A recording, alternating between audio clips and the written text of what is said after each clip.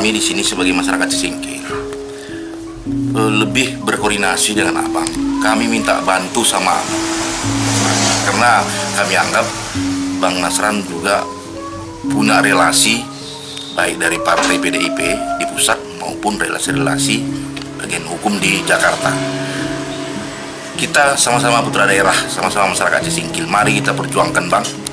Kami minta mohon kepada abang, mari kita perjuangkan hak masyarakat, di mana tentang PT D5 ini supaya hak-hak kelompok hak masyarakat itu jangan dicaplok oleh PT D5 Makmur tanpa izin.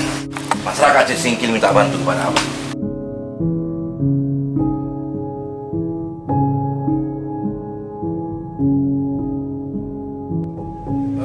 Terhadap permintaan dari kawan-kawan meminta bantuan kepada abang, apa tanggapan abang sebagai calon anggota DPR RI dari Aceh? Tentu tidak pun karena saya harus mencalon ke DPR RI, kewajiban saya untuk memfasilitasi atau membantu masyarakat yang ada di Aceh Singkil ini. Kewajiban saya mutlak.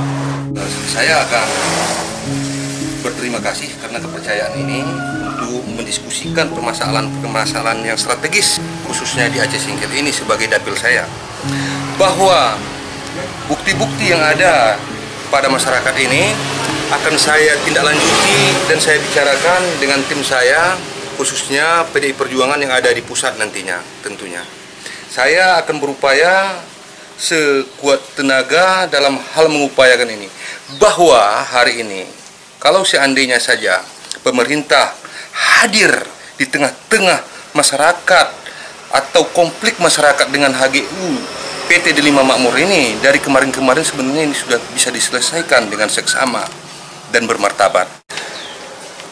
Pemerintah harus hadir di sini bersama masyarakat untuk mencari solusi yang terbaik dalam hal penyelesaian sengketa ini sehingga tidak berlarut-larut.